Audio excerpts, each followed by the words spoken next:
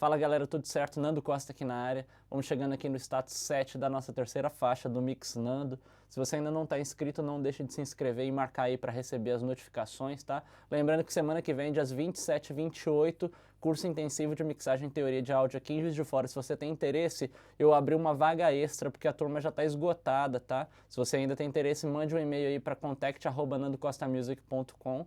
E aí nesse mês, se você participar do curso e você for de fora e de Juiz de Fora, eu tô dando 2 dias de hospedagem, tá? Se tiver interesse, manda um e-mail aí. Nesse vídeo aqui a gente vai fazer um pouquinho diferente. Eu vou tocar a música antes e a gente vai discutir depois, tá? Então eu vou rolar aqui, vamos dar uma ouvidinha e depois eu vou discutir vários aspectos aqui interessantes que a galera comentou e tal. A gente vai falar sobre bastante coisa legal, vamos lá.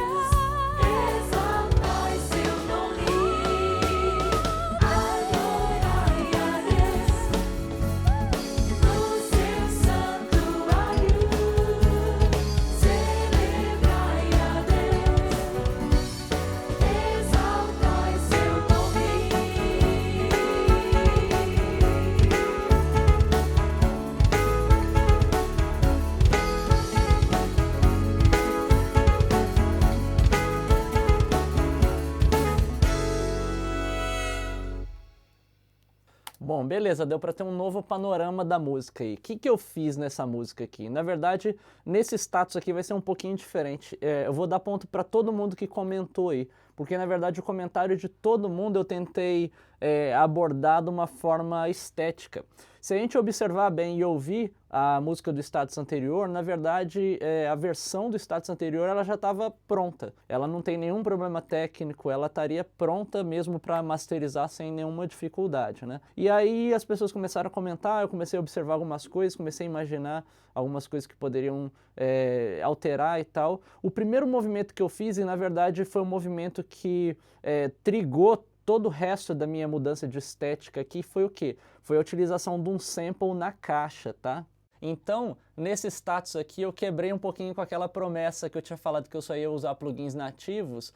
Por quê? Porque, na verdade, a gente não tem como melhorar o som da caixa a partir do status anterior sem a gente adicionar um sample. A gente não consegue mais equalizar a caixa, a gente não consegue mais comprimir, a gente não consegue otimizar mais a caixa, porque é o som natural dela, tá? Eu vou fazer uns vídeos mais pra frente aí falando só de produção, de algumas coisas que são interessantes a gente observar quando a gente está fazendo a captação, quando a gente está produzindo, quando a gente está criando o conceito da música, porque isso afeta demais a mixagem. Eu vejo muitas pessoas me perguntarem assim, que às vezes gravaram um som, às vezes em consultorias mesmo as pessoas me mandam som de bateria e falam assim, dá uma ouvida aí, eu não sei se tá bom, às vezes eu ouço assim, eu falo, cara, não tem nenhum problema aí, às vezes é só como você aborda. Esse lance todo que eu falo de referências, né, de você ficar se baseando em referências, o problema é esse, é meio que a nossa natureza tentar ouvir um som e ficar comparando, né, tentando chegar numa sonoridade que não tem nada a ver. Então o que que acontece? O som dessa caixa aqui é um som que é limitado, a gente não tem como extrair mais som da caixa da forma como esse som foi captado. Então, quando as pessoas falaram assim, eu gostaria de ter um sample na caixa, já vem aquela imagem assim, eu quero um outro som de caixa. E como é que a gente consegue um outro som de caixa apenas com aquele track? Não tem jeito. Então a gente trabalha um sample, foi isso que eu fiz. Eu trabalhei com o plugin da Slate aqui, o Trigger, que é um plugin que eu já uso há muitos e muitos anos já. Ele é excelente, as bibliotecas são muito boas também, né? Então eu parti daqui, do sample da caixa. E obviamente quando a gente adiciona um sample, a gente muda a cara da música, a gente muda a estética mesmo, né? A forma como os elementos se integram, a forma como o grave aparece, né? E aí uma coisa foi puxando a outra. Eu inseri um sample de caixa, aí o sample de caixa já falou pro bumbo, ó, você vai ficar muito orgânico pro que eu tô parecendo agora. Então eu já coloquei um sample de bumbo. E coloquei o sample de bumbo e caixa, aí quando você ouve as viradas, você acha as viradas muito cruas. Aí eu trabalhei também sample nos tambores, tá? Mas o grande lance é esse, é compreender para onde você quer levar a música. Algumas pessoas comentaram lá no começo do Mixnando dessa faixa, né, em relação à estética da performance mesmo, né, principalmente da bateria. Na verdade, o que que acontece? Isso é uma coisa na minha opinião, aí já não entra a questão técnica da coisa. Na minha opinião, eu concordo com algumas pessoas que comentaram da batera ter sido um pouco over, assim, né? O arranjo é muito forte pra vibe da música, né? Eu acho que a onda dessa música seria uma vibe mais rock, tá? Só que na verdade essa batera ela tá mais para metal do que para rock, entendeu? Então o grande lance é essa discrepância entre a intenção da bateria e o arranjo da música, né?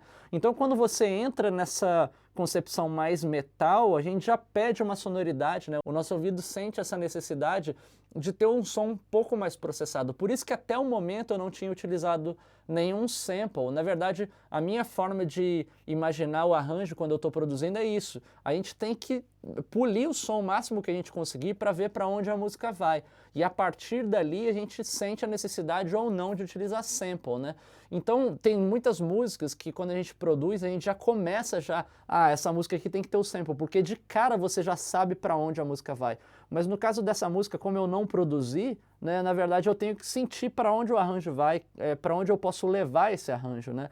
Então por isso que até aquele ponto eu não havia trabalhado sample, eu decidi não trabalhar, né? E do ponto anterior, né, do status 6 para o 7 eu decidi utilizar esses samples porque eu acho que trouxeram para a música uma sonoridade, entre aspas, mais processada, né? Mas mais processada fazendo o equilíbrio correto para a música não perder aquela identidade das vozes, né? Trazendo aquela energia, desenhando o arranjo ali, do violão também, do piano. A gente não pode esquecer essa essência, né? A música não pode soar artificial. Eu acho que hoje em dia, por mito, né, de tantas coisas que a gente vê por aí pela internet e por facilidades mesmo de presets e às vezes você vê aí vários vídeos, né, apresentando templates de grandes profissionais da mix e tal.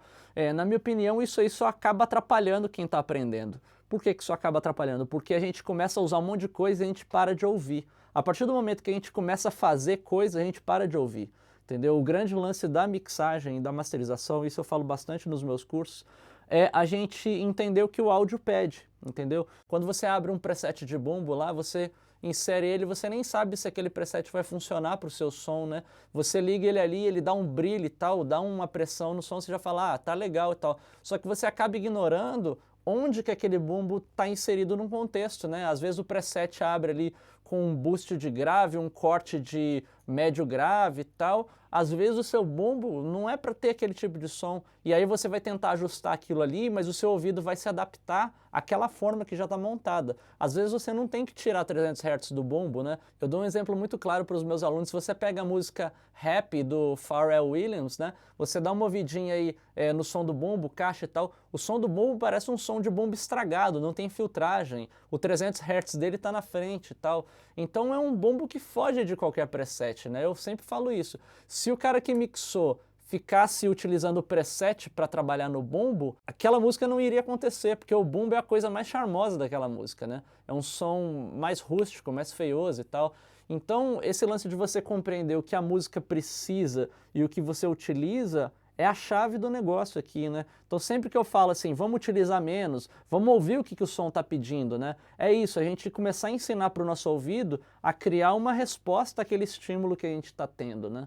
Eu acho que o grande lance aqui do Mixnando é fazer as pessoas ouvirem um status da música e falarem assim, ó, daqui para frente eu posso melhorar isso. Não é você ficar solando o track, ficar inserindo plugin, comprimindo e equalizando, esquece isso, a gente tem que ouvir. Se a gente não tiver que fazer nada, é isso que tem que fazer, né? Então o grande lance é a gente compreender esse tipo de coisa, tá? Então só para mostrar para vocês aqui a sonoridade, por exemplo, do bumbo aqui, ó. O bumbo ficou dessa forma, solado, ó.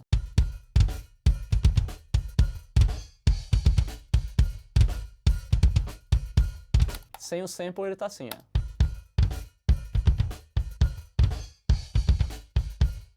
Das duas formas está soando muito bem, está totalmente controlado o som, né? O grande lance é o quê? Como é que a gente trabalha a estética, né? Então com esse kick, com o sample, ele dá uma outra estética. O som da caixa, que eu acho que era o som mais crítico, ele dá uma diferença legal, olha só. O som da caixa solado, ele tá assim, caixa e sample.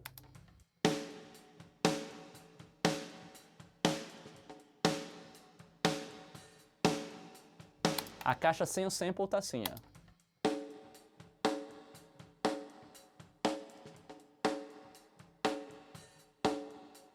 Né? Então o som fica mais cru, assim, na verdade, né? Então para esse arranjo especificamente, que a bateria tá soando, entre aspas, mais metal, o som processado fica mais interessante, né? O som do sample da caixa sozinho tá assim, ó. E somado ele tá assim. Então a gente não pode também perder essa essência do som natural, a gente não consegue substituir aquela performance, aquela captação, a gente tem que conseguir lapidar e tratar ela da melhor maneira possível. Essa que é a ideia, né? Então nos tambores aqui, ó, com os samples, os tambores estão assim, ó.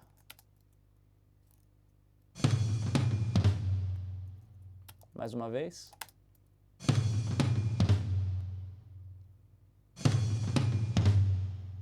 Sem o sample eles estão assim, ó.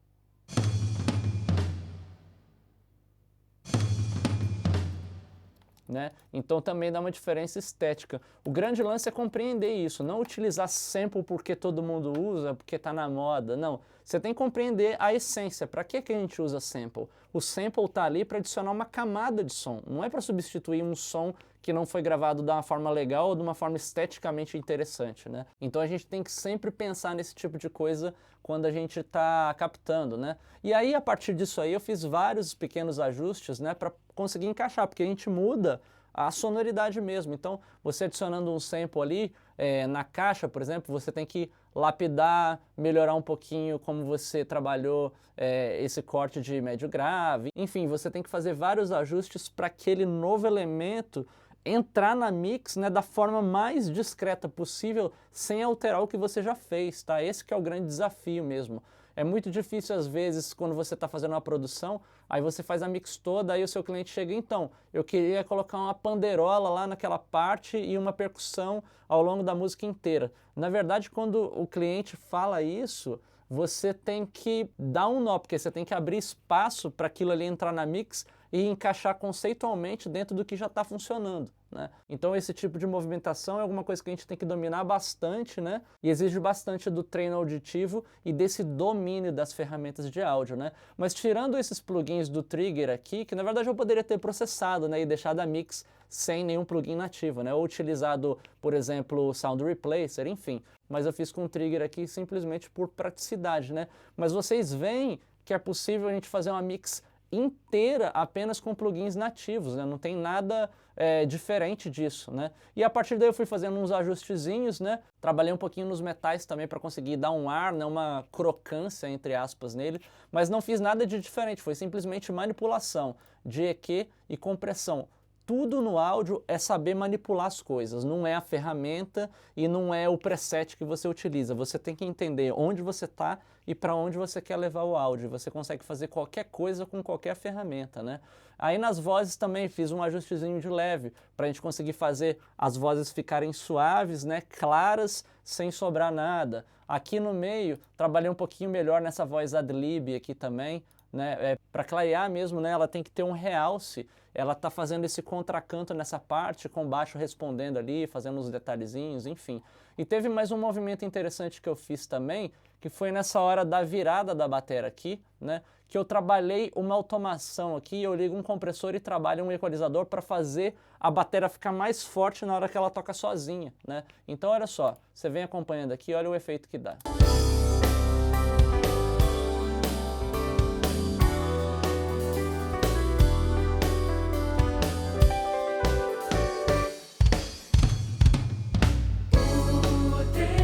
Então o que eu senti? Na hora que eu estava finalizando a mix, eu senti que nessa parte, o que acontece? A bateria ela tá funcionando bem com a música, ela tá bem dinâmica, né? Outra coisa também que eu vi o pessoal comentando, né? Usar uma compressão no bus da bateria, ou usar uma compressão no master bus, isso aí são coisas que ficam na nossa cabeça porque toda hora todo mundo está usando, mas será que em toda a mix a gente precisa? Não necessariamente, né? Eu acabei a nossa mix aqui, não tem nenhum controle de dinâmica aqui no master, não tem nenhuma excitação harmônica, na verdade não tem excitação harmônica em ponto nenhum, eu não utilizei nenhuma excitação harmônica aqui.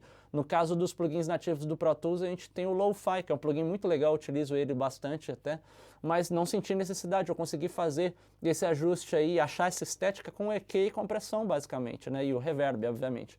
Então, nessa parte aqui, eu queria dar um punch. Quando eu desligo aqui, olha que interessante, né? A bateria aqui, ela vem bem natural.